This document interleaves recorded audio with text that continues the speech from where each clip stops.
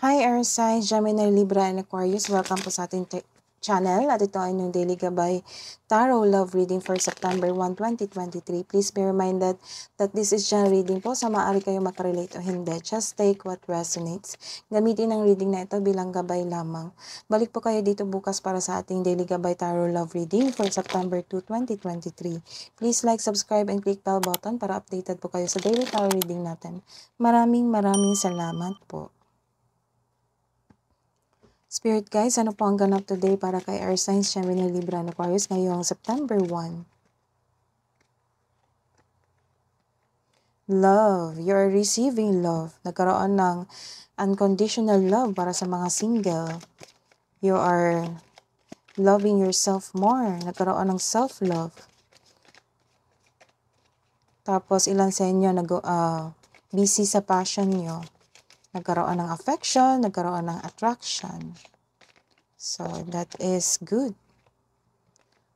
Ano pa po para sa buhay single ni Air Signs? Ganap po.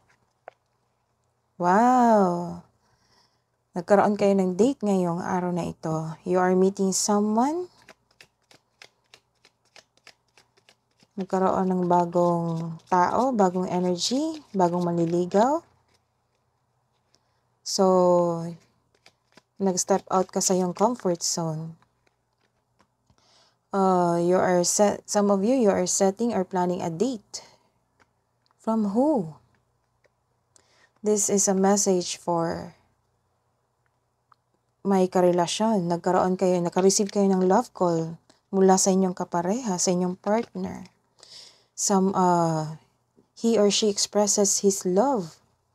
Nagkaroon kayo ng message love na sinabi niya na mahal ka niya at iniisip ka niya.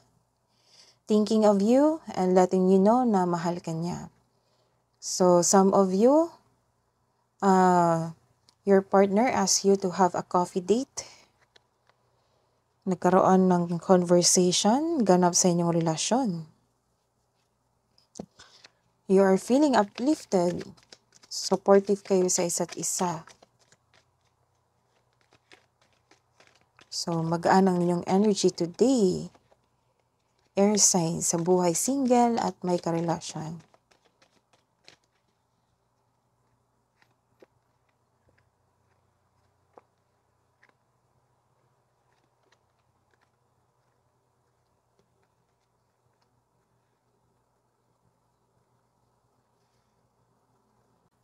So, this is a reverse card. You decided to love yourself more after the breakup.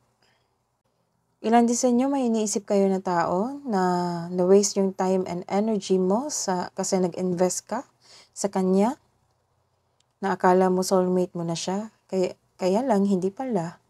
So, nagkaroon kayo ng hiwalayan and you are decided to love yourself more. So, open relationship kayo ngayon. Nagkaroon kayo ng date sa isang bagong tao na ito. This doesn't mean na meron mamatay. This is a transformation. So, this is a transformation after the breakup. Nagkaroon ng new cycle, new transition. Because you love yourself more. And nagkaroon kayo ng date. So, this is a reverse card. Sa buhay relasyon, nagkaroon ng emotional distance kasi miss na miss nyo na ang isa't isa. Some of you nagkaroon ng long distance relationship. So, some of you emotional ngayon kasi miss na miss nyo ang isa't isa. So, your partner is thinking of you, letting you know na love ka niya.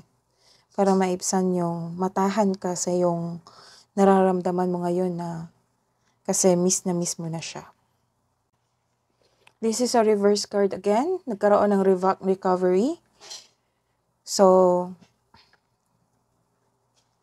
nagkaroon kayo ng long distance relationship or sa pagkawala ng panahon kasi busy kayo sa inyong buhay, career or negosyo.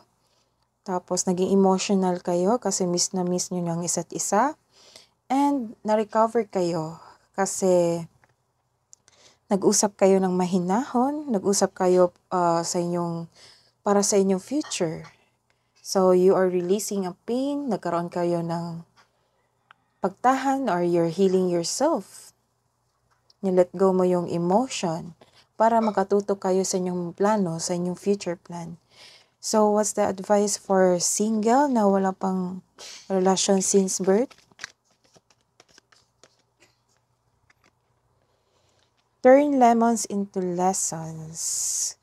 So, ang mapait na sinapit, gawing lesson. So, take this past situation into lesson. Lesson sa inyong journey. So, the love advice po, love message po para sa mga single. Look deep within your heart and you will feel my love. My love for you is as deep as the ocean. So, nagtapat na sa iyo tong taong ito na gustong-gusto ka na niya. Gustong-gusto ka niya. So, love message po para sa mga may relasyon. Healing. Imagine yourself and your beloved surrounded by light. Feel your relationship being healed this very moment. That is your reading today, Air Signs, para sa love reading. Balik po kayo dito bukas para sa September 2 love reading.